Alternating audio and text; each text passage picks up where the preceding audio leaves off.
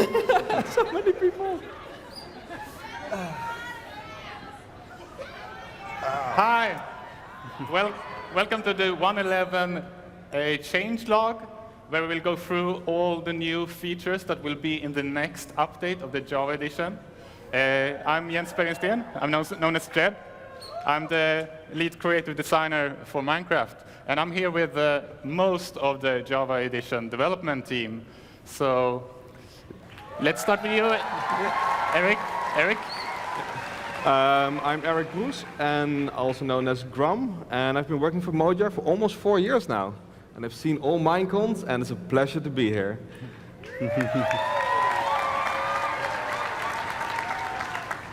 I'm Thomas. I'm also known as Prof. Mobius, and I've been working on the Java edition for the last year. Nice to be here. Yeah. And I'm Michael. You probably know me as Sarge. I've been working for more than 2.5 years now, and you probably know me from most of the changelogs for snapshots and the command block features for map makers.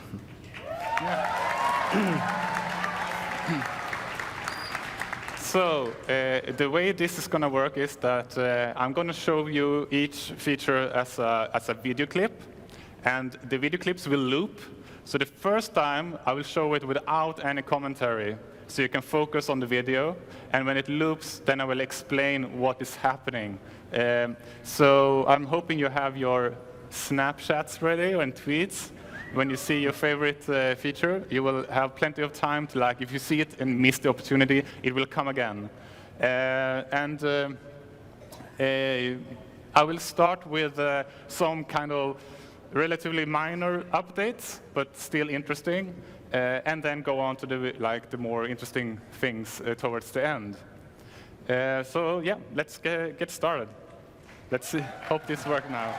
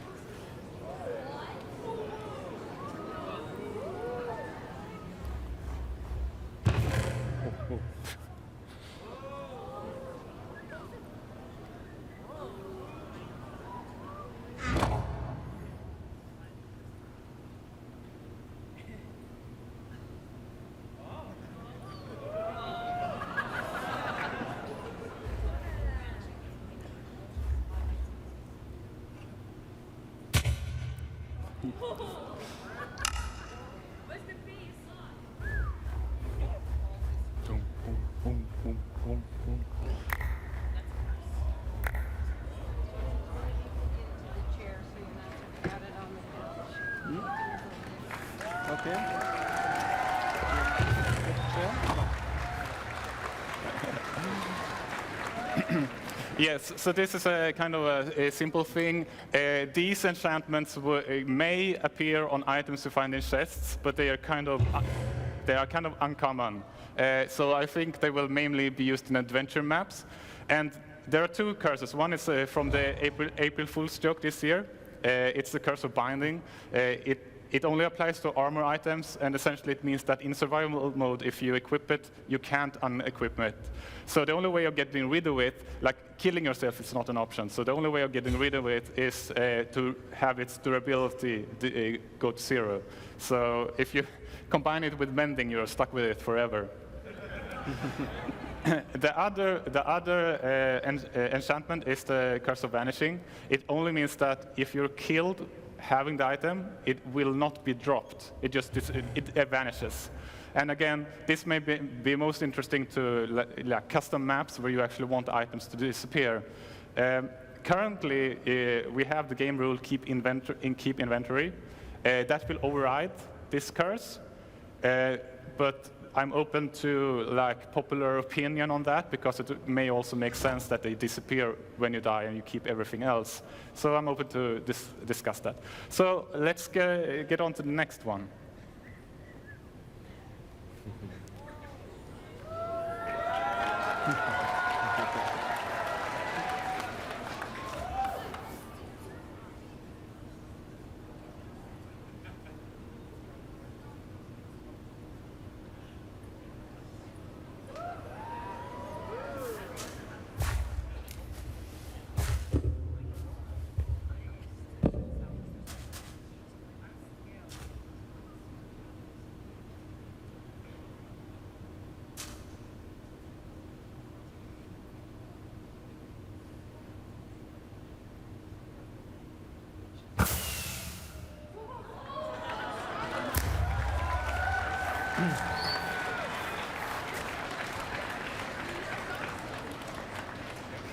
So yes, you may know that the observer block was added to Pocket Edition by Daniel, who's sitting here.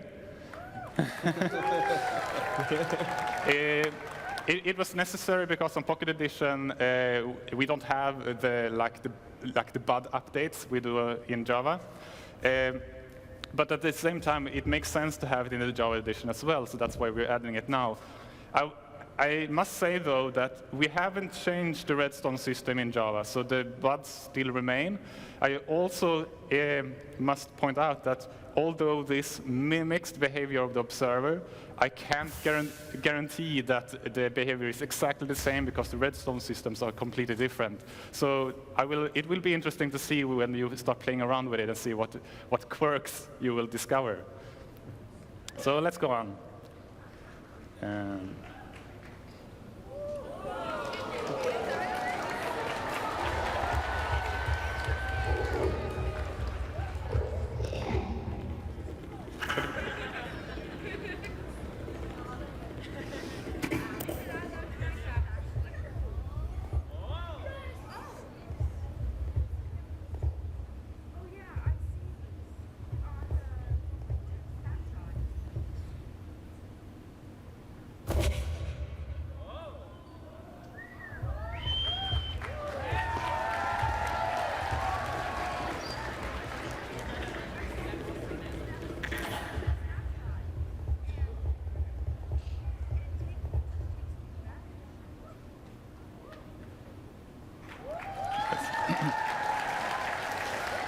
Yes, so this is a very simple feature. It's essentially just on. Sometimes you will find these portals placed on the islands, and they are an easy way to get back to the central island.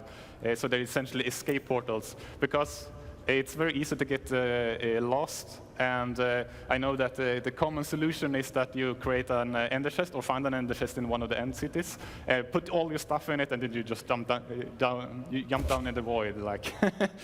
And I feel that there should be more options, and it is fairly easy to make.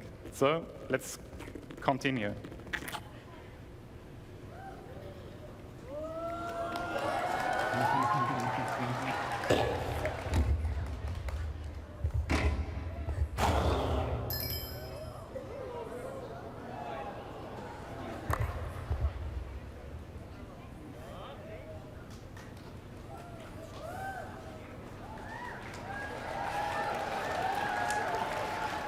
Yes, this is a very, very short video. It simply added a drop to the shulkers.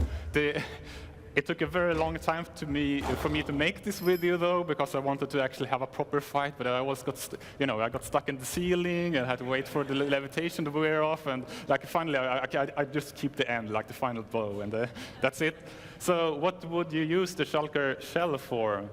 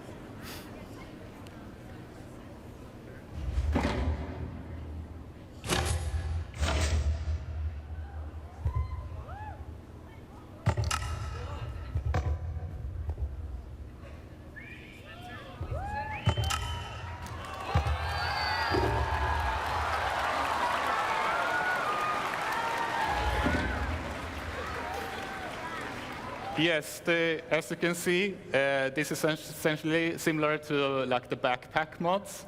It's a chest which keeps the items inside of it even when you knock it down. I mean, the immediate question is, can you put a shulker box inside a shulker box? No, you can't. There are, though, a couple of things I haven't shown you in this video, so you will figure that out really quickly when you try the snapshot.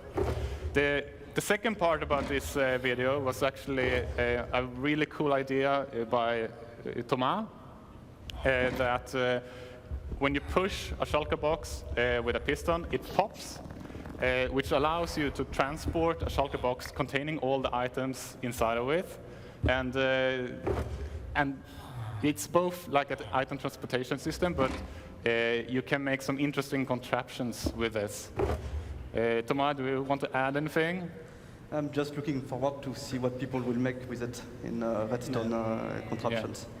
This will make a lot of new interesting builds possible, I think. Yeah, I think so. Yeah, definitely. It's essentially like sending a data packet. All right, let's go on.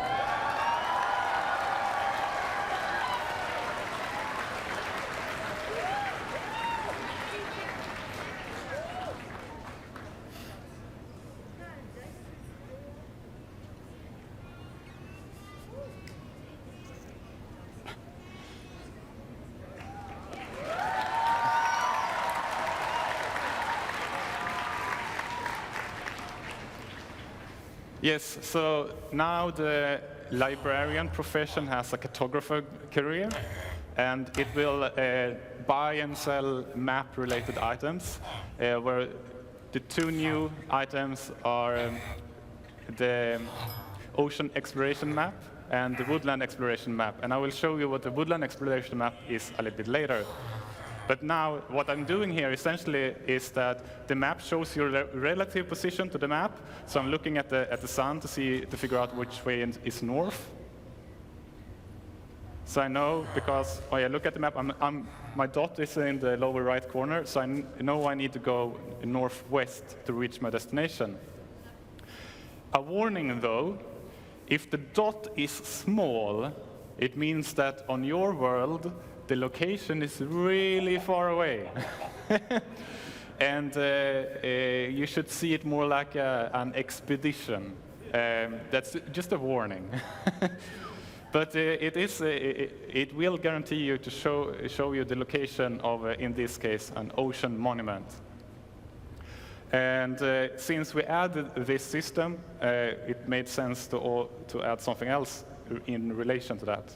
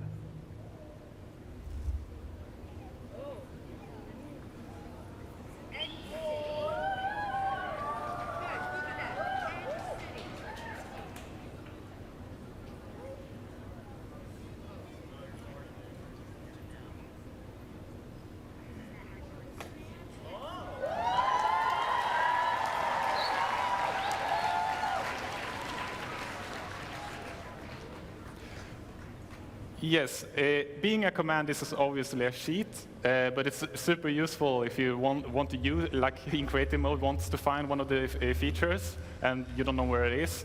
So it's a really time saver.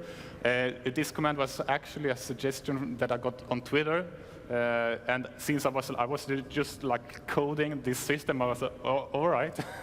So I added it, and it can locate the fortress, the end city, the stronghold, villages, mine shafts, and the temples. Although all the temples they are using the same system, so it can, for instance, if you it will give you the nearest one. So if you try to find a temple, it might be an igloo, it might be a jungle temple, it might be a desert temple. You can't really know. The command, I don't show it in the video. It takes first the name of the feature you want to find, and then you can give it a starting point to search from. And similar to other commands, it can be like @p or an actual coordinate for where you want to start the search from. So let's continue.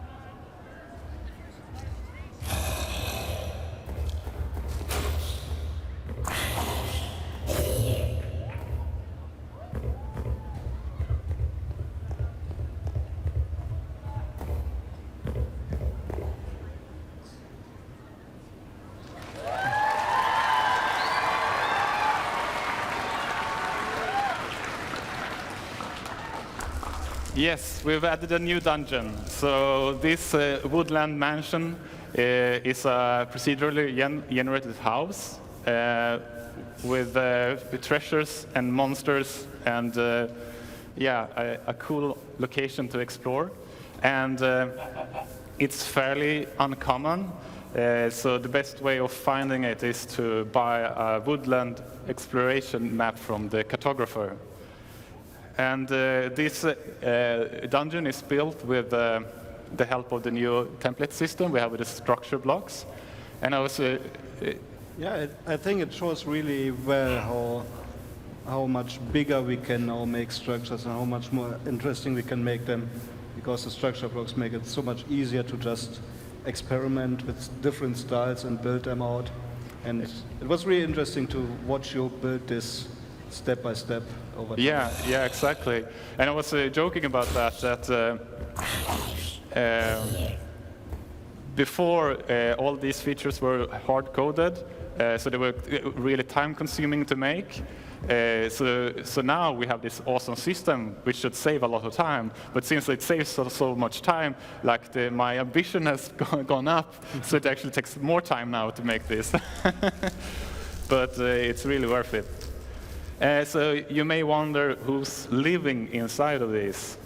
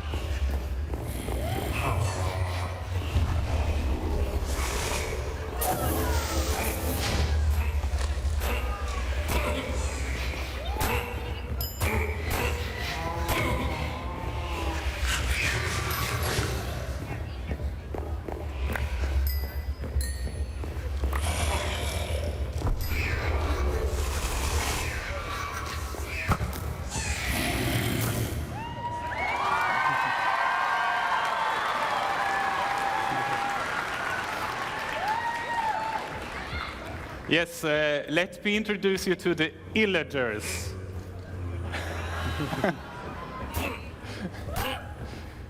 Oh, okay. Yes, so the Woodland mansion is inhabited by these ill-willing villagers. They are the outcasts of the villages, and they have acquired arms.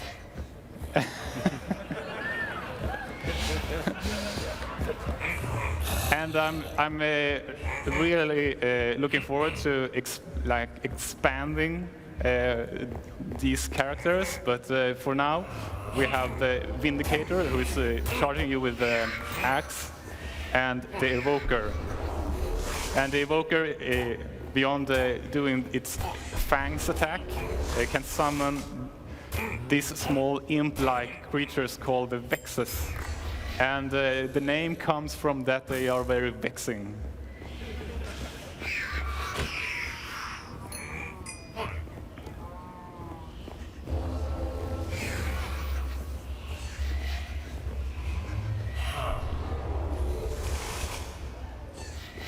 It will be very interesting to see, and we have snapshots out, because it's not really easy right now. I think I told you before, without high-end gear, it's probably not the best idea to go in the mansion unprepared. No, this is also, since you need to find one of these exploration maps, and it's fairly far away. It's one of the end games challenges. It's not as I wouldn't say it's as hard as fighting one of the bosses, but if you're unlucky, you can get really swamped with monsters. Yes. So the Evoker drops an item. That is also fairly useful.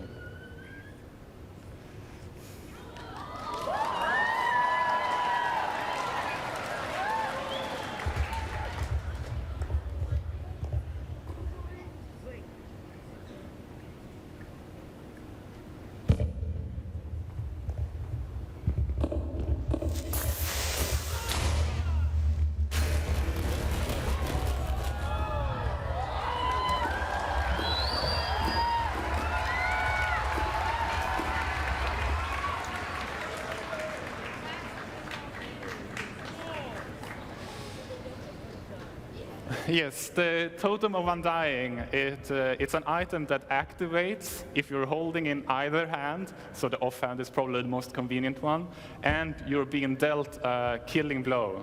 That activates the item and consumes it. So in this case, I would have fallen to my demise, but the Totem saves me and gives me a short period of absorption and regeneration.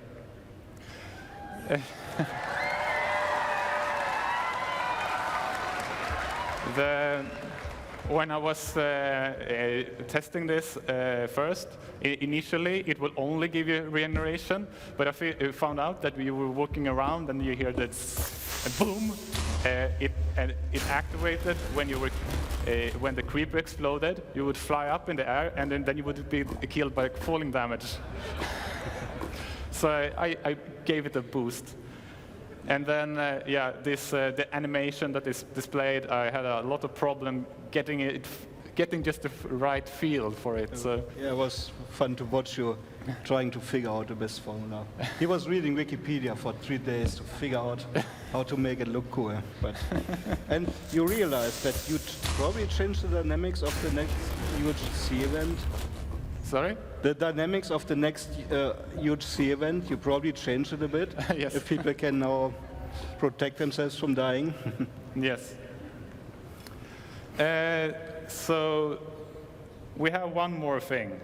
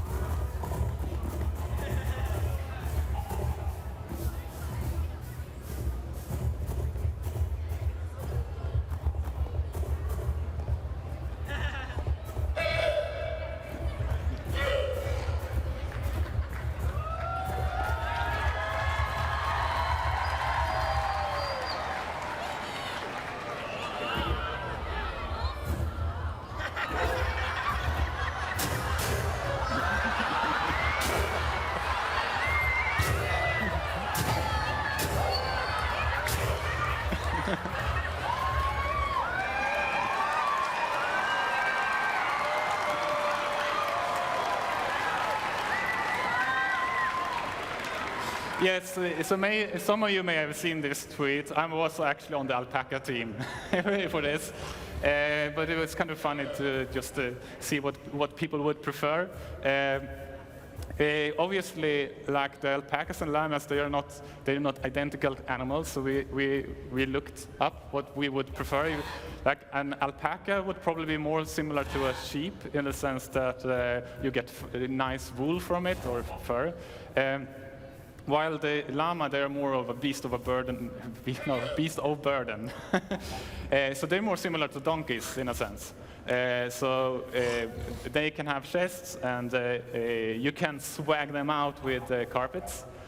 And as a fun extra, if you lead one of them, they will automatically try to form a caravan to a limit.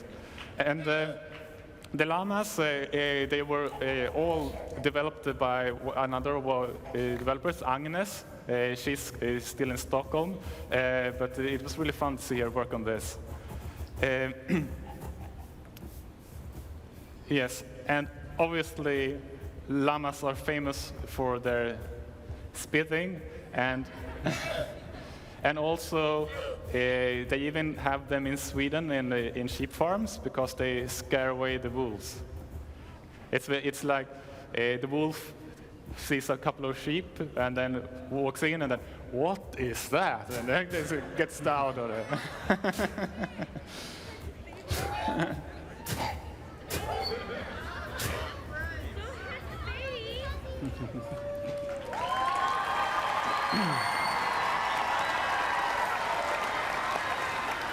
Yes. Let's see. Yep. So, Eric and Agnes and Toman and Sarge, they prepared the snapshot. Everything's ready, like it's pressed the button. We just need to go back to Stockholm. So you can try out all of these features on Wednesday. And I'm really looking forward to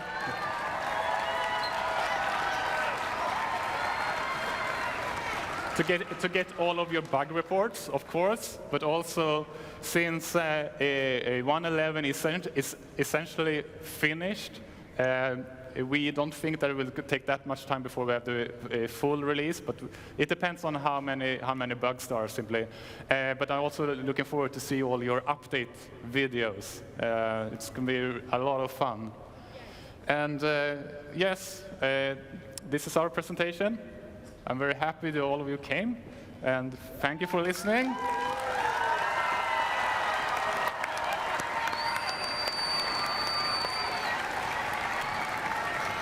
Yes.